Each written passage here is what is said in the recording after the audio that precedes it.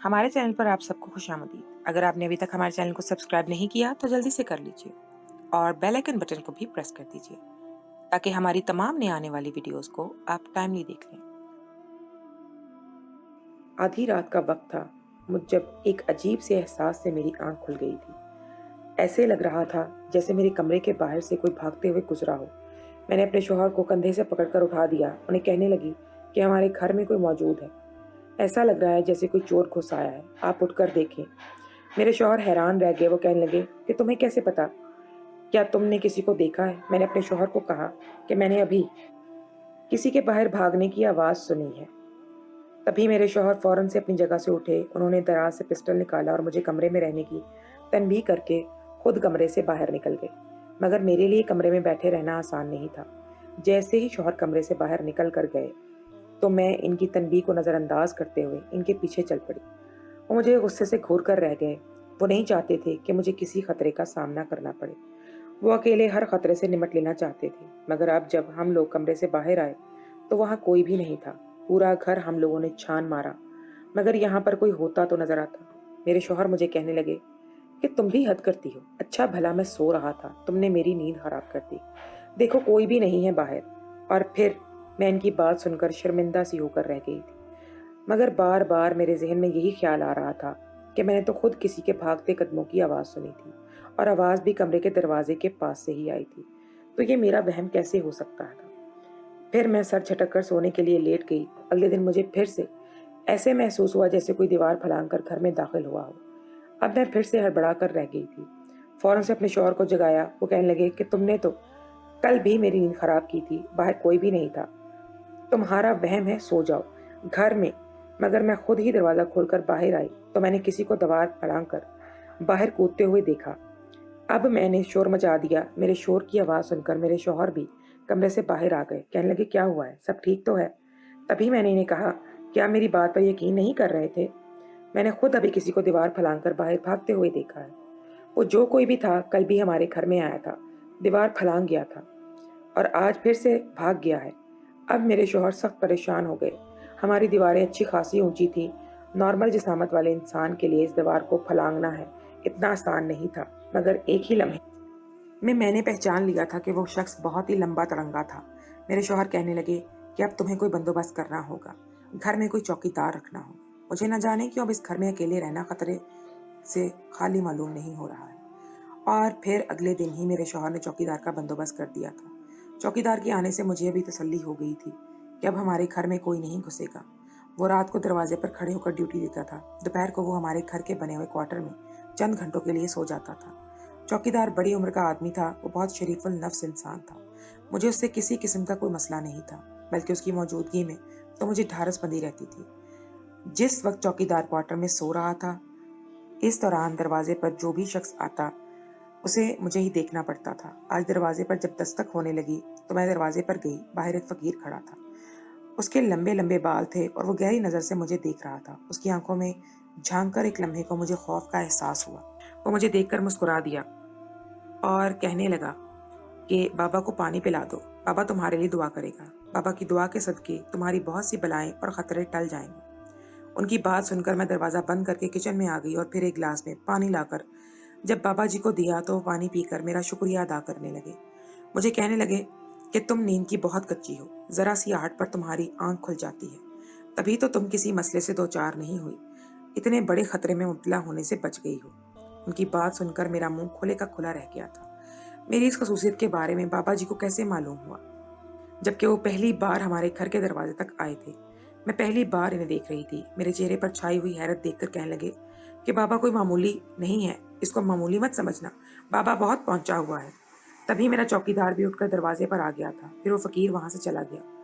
बाकी का दिन मैं इस फकीर के बारे में ही सोचती रह गई थी। वो वाकई कोई पहुंचा हुआ बुजुर्ग था जिसे इतनी सी बात के बारे में भी खबर थी और वो आने वाले किस खतरे की बात कर रहा था जो हमसे टल गया था। अगर ऐसा था तो हम पर दोबारा भी कोई मुसीबत आ सकती थी। मैंने अपना सर पीट लिया। कम से कम बाबा जी से इस बारे में बात तो कर लेती, मगर अब पछतावे से कुछ नहीं होने वाला था। मैंने अपने शौहर से इस फकीर के बारे में कोई जिक्र नहीं किया था क्योंकि मेरे शौहर को इन बातों पर बिल्कुल भी यकीन नहीं था और ना ही वो मेरे मुंह से ऐसी बातों को सुनना पसंद करते थे। ہم لوگ ایک مہینہ پہلے اس گھر میں آ کر شفٹ ہوئے تھے۔ اس سے پہلے ہم دونوں اپنے سسرال میں رہتے تھے۔ میرے شوہر نے میرے ساتھ اپنی پسند کی شادی کی تھی۔ وہ میرے بھائی کے دوست تھے۔ ہمارے گھر میں ان کا آنا جانا لگا رہتا تھا۔ ہمارے گھر کے ماحول میں ان کے گھر کے ماحول میں بہت ہی زیادہ فرق تھا۔ ہمارے گھر کا ماحول قدرے آزادانہ تھا۔ میرے امی ابو پڑھے لکھے اور روشن خیال تھے، جبکہ میرے شوہر شہیر کے گھر والے خاصے تنگ نظر اور دقیانوسی تھے۔ وہ لوگ زیادہ پڑھے لکھے بھی نہیں تھے اور ہر بات کا تاریک پہلو دیکھنے کے عادی تھے۔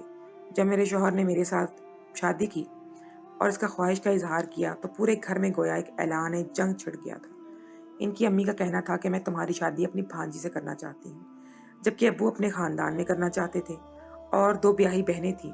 اب وہ اپنے اپنے منہ بسورنے لگی۔ وہ کہنے لگی کہ اگر تم ہماری نند کے ساتھ شادی کر لیتے تو ہمارے سسرال میں قدم جم سکتے تھے، مگر تمہیں تو بہنوں کی پرواہ ہی نہیں ہے۔ تم تو ہم سے محبت ہی نہیں کرتے، جبھی تم ہمارا خیال نہیں رکھتے۔ یہ سن کر میرے شوہر نے اپنا سر دونوں ہاتھوں میں تھام لیا تھا۔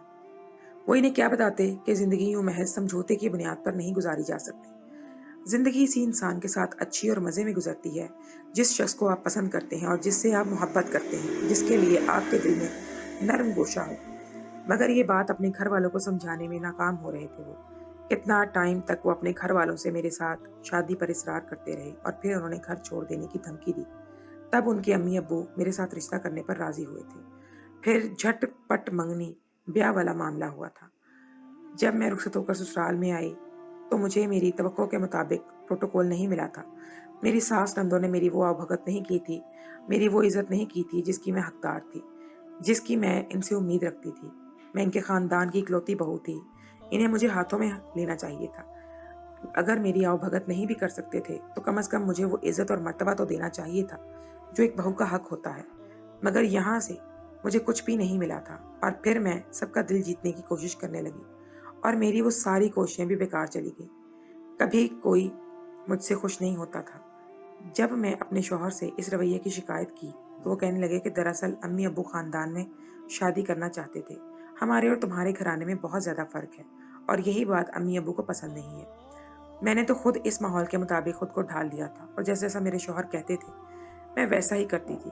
مگر اس کے باوجود بھی نہ جانے میری ساس کو مجھ سے کیا پرخاش تھی۔ وہ میرے ہر کام میں کیڑے نکالتی تھی۔ انہیں میرے اٹھنے بیٹھنے، میرے سونے جاگنے، ہر بات پر اعتراض تھا۔ ہر بات پہ وہ مجھے پڑھا لکھا ہونے کے، آزاد خیال ہونے کے تانے دیتی تھی اور مجھ سے ذرا سی بھی کوئی غلطی ہو جاتی تھی اس کو بڑھا چڑھا کر بیان کرتی تھی، جبکہ ہر وقت اپنی اور اپنی بیٹیوں کی تعریفیں کرتے ہوئے نہیں تھکتی تھی۔ اگر میرے شوہر میری حمایت میں بولتے تو وہ ان کے پیچھے بھی ہاتھ دھو کر پڑ جاتی تھی۔ شادی کو اب 2 سال کا عرصہ گزر گیا تھا۔ یہ 2 سال میں نے روتے دھوتے کیسے گزارے تھے یہ میں جانتی تھی یا میرا اللہ جانتا تھا۔ اگر میرے ساتھ میرے شوہر کی محبت نہ ہوتی تو اس گھر میں وقت گزارنا میرے لیے ناممکن تھا۔ اور جب 2 سال گزرنے کے بعد میری ساس مجھے بات بات پر اولاد کا تانا نہ ہونے کا دینے لگی، بات بات پر مجھ سے لڑنے جھگڑنے لگی اور میرے شوہر کو دوسری شادی کرنے پر اکسانے لگی تو ہمارے لیے اس گھر میں رہنا مشکل ہو گیا تھا۔ میرے شوہر کہنے لگے کہ ابھی شادی کو اتنا وقت نہیں گزرا اور آپ نے ابھی سے بچہ نہ ہونے پر میری بیوی کو تانے دینے شروع کر دیے ہیں۔ اولاد دینا تو اللہ کے ہاتھ میں ہے، آپ کو یوں کسی کی دل آزاری نہیں کرنی چاہیے۔ ان کا میرے حق میں اتنا بولنا ہی غضب ہو گیا تھا۔ میری ساس نے وہ گھر میں فساد بہت کھڑا کیا۔ ان کی بیاہی بیٹیاں بھی ہر دوسرے تیسرے دن آ جاتی اور میرے ساتھ لڑنے جھگڑنے کا کوئی موقع ہاتھ سے جانے نہیں دیتے تھے۔ میں ان سب چیزوں کو مشکل سے برداشت کر رہی تھی اور اولاد نہ ہونے کا تانا میرے دل میں کسی خنجر کی طرح پیوست ہوتا تھا۔ میں کیسے یہ سب برداشت کرتی تھی یہ میں ہی جانتی تھی یا میرا اللہ جانتا تھا، مگر میرے شوہر کے لیے سب جھیلنا مشکل ہو رہا تھا۔ ان کا ذہن سکون برباد ہو رہا تھا۔ تبھی انہوں نے پھر علیحدہ ہونے کا فیصلہ کر ہی لیا اور یہ چھوٹا سا گھر خرید لیا اور ہم دونوں یہاں پر شفٹ ہو گئے۔ یہاں پر آنے کے بعد بھی جب میں اپنے شوہر کے ساتھ سسرال میں گئی تو انہوں نے میرے شوہر سے تو بات کی، مگر میرے سے کسی نے سلام کا جواب بھی دینا گوارا نہیں کیا۔ اس کے بعد میری بھی اس گھر میں جانے کی کبھی ہمت نہیں ہوئی۔ جہاں پر کوئی عزت مجھے نہیں دے سکتا تھا میں وہاں پر کیسے چلی جاتی؟ میری خودداری پر بڑی ضرب لگتی تھی اور میرے شوہر کو اس بات کا احساس تھا کہ ان کے گھر والوں کا رویہ میرے ساتھ اچھا نہیں ہے اور نہ ہی وہ مجھے عزت دینے پر تیار ہے، جو جس کی حقدار میں تھی، جس کی وجہ سے وہ مجھ سے معذرت کرتے اور میں انہیں تسلی دیتی کہ مجھے آپ سے کوئی شکوہ نہیں ہے، بلکہ آپ نے تو میری توقع سے بڑھ کر میرا خیال رکھا ہے۔ اللہ ہر لڑکی کو آپ جیسا شوہر دے۔ شروع سے ہی میں نیند کی بہت کچی تھی، ذرا سی آہٹ پر میں جاگ جاتی تھی اور اس بات کے بارے میں وہ فقیر کیسے جانتا تھا؟ मैं सचमुच की हैरान परेशान रह गई थी। अब मैंने बेसब्री से अगले दिन का इंतज़ार किया कि वो फ़कीर दोबारा आए और मैं इससे इस बारे में पूछूं। जब वो घर पे आया तो उसने आज फिर से मुझे पानी मांगा। जब मैंने उसे पानी दिया तो मैं उससे मुंतज़िर निगाहों से देखने लगी। मैं उससे कुछ और अपने बारे में पूछना चाह रही थी, तभी वो कहने लगा कि तुम्हें कुछ दिन पहले घर में किसी की मौजूदगी का एहसास हुआ था।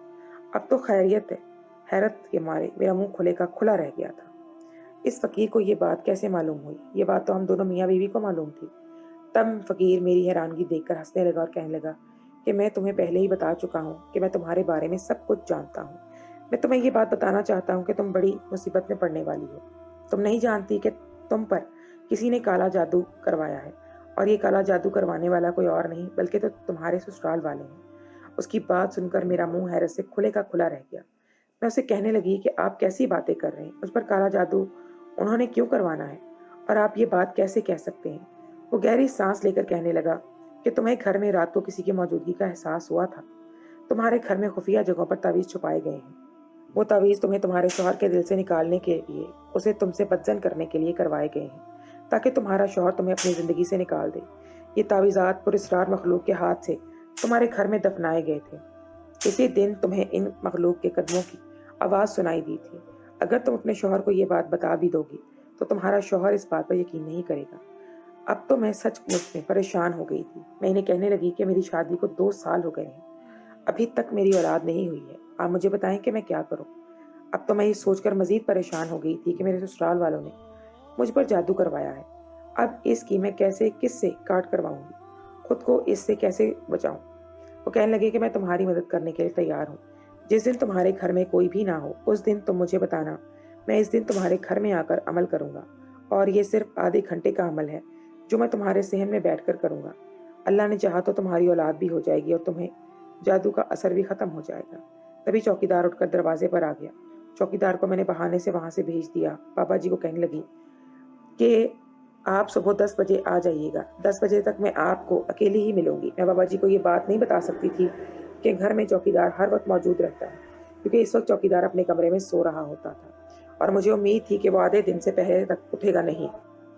इसीलिए मैंने बाबा जी को आधी बात बताकर कायल कर लिया था। ये सुनकर बाबा जी की आंखों में अजीब सी चमक आ गई थी। वो कहने लगे कि ठीक है, कल फिर तैयार रहना। कल मैं आधा घंटा तुम्हारे सहन में बैठकर अमल करूंगा और तुम्हारी ये जितनी भी परेशानियां हैं सब खत्म हो जाएंगी। अब मैं बेकरारी से कल होने का इंतजार कर रही थी। मैं सोच सोच कर परेशान हो रही थी कि मेरे ससुराल वाले मुझसे आखिर इस कदर नफरत क्यों करते हैं, जबकि मैं तो इनके साथ कभी बदजुबानी भी नहीं की, कभी इनके साथ बदसलूकी नहीं की। हमेशा इनका ख्याल रखने की कोशिश की। जिस काम से उन्होंने रोका उससे रुक गई, जो करने को बोला वो कर दिया। खुद को उनके माहौल के मुताबिक ढालने की कोशिश भी की, मगर इसके बावजूद भी न जाने क्यों वो लोग मुझसे खुश नहीं होते थे। मैं ये बात जानकर बहुत ही ज़्यादा अफसरदा हो गई थी। और फिर शाम को जब मेरे शौहर घर आए तो उन्होंने मुझे यूं उलझे हुए अंदाज में देखा तो वो हैरान रह गए। मुझे कहने लगे कि क्या बात, क्या सोच रही हो? पहले मेरे दिल में ये ख्याल आया कि मैं ये बात अपने शौहर को बता दूं, मगर फिर मैं ये सोचकर चुप हो गई कि अगर मैंने इन्हें ये बात बताई तो वो न जाने मेरे साथ क्या सलूक करेंगे, क्योंकि इन्हें ऐसी बातों पर बिल्कुल भी यकीन नहीं था। तब मैं चुप की चुप रह गई। इन्हें ये कहकर टाल दिया कि बस वैसे ही मेरे सर में दर्द है, इस वजह से आपको ऐसा महसूस हो रहा है। अगले दिन जब मेरे स्कूल शौहर ऑफिस से चले गए तो मैं बड़ी बेताबी से फ़कीर के आने का इंतज़ार कर रही थी। चौकीदार इस वक्त अपने क्वार्टर में ही सो गया था और मैं यहाँ से वहाँ टहलती फिर रही थी। और फिर जैसे ही 10 बजे तो इसी वक्त दरवाजे पर दस्तक की आवाज़ सुनाई दी। मैं फौरन से दरवाज़ा खोलकर देखा तो सामने वो फ़कीर खड़ा था। मुझे कहने लगा कि क्या तुम घर में अकेली हो? क्या तुम चाहती हो कि मैं आकर तुम्हारे ऊपर अमल ये ख़त्म कर दूँ? मैंने ज़ोरों शोर से हाँ में सर हिलाया तो वो कहने लगा कि ठीक है, मुझे रास्ता दो। जैसे ही पीछे हटी एकदम से फ़कीर ने मेरे मुंह पर बदबूदार कपड़ा रख दिया। बदबू के भपके से मेरा दिमाग घूमने लगा। मेरी आंखों के सामने अंधेरा छा गया और मैं ज़मीन पर गिर गई। मुझे कुछ होश नहीं रहा कि मेरे साथ क्या हुआ। अब जब मुझे होश आया तो मैं अपने कमरे में मौजूद थी। मेरे साथ ही मेरे शौहर बैठे हुए थे। मुझे होश में आता देखकर वो बेताबी से मेरी तरफ लपके और कहने लगे, अब कैसी तबीयत है तुम्हारी? अपने शौहर को यूं सामने देखकर मैं परेशान हो गई। बेहोश होने से पहले कि ये मनाजर मेरी आंखों के सामने घूमने लगे और मुझे याद आया कि मैंने तो इस फकीर के लिए दरवाज़ा खोला था, और फिर घर में दाखिल होने के बाद उसने मेरे मुंह पर न जाने क्या रखा था कि मैं बेहोश हो गई थी। अब खौफ से मेरी रंगत पीली पड़ गई थी कि इस फकीर ने न जाने क्या किया था, कहीं घर से चोरी चकारी। मेरे चेहरे का बदला हुआ रंग देखकर मेरे शौहर परेशान हो गए। मुझे कहने लगे कि तुम्हारी तबीयत तो ठीक है, क्या हुआ है तुम्हें? چکر تو نہیں آ رہے؟ انہوں نے میرے منہ کے ساتھ پانی کا گلاس لگایا تھا، تب جا کر میرے حواس بحال ہوئے اور میری آنکھوں سے آنسو بہنے لگے۔ میں نے اپنے شوہر سے کہا کہ آپ گھر میں کب آئے؟ وہ گہری سانس لے کر کہنے لگے کہ میں صبح ہی گھر میں آ گیا تھا جب مجھے چوکیدار نے کال کی تھی۔ میں نے ڈرتے ہوئے ان سے پوچھا کہ چوکیدار نے آپ کو کب کال کی تھی؟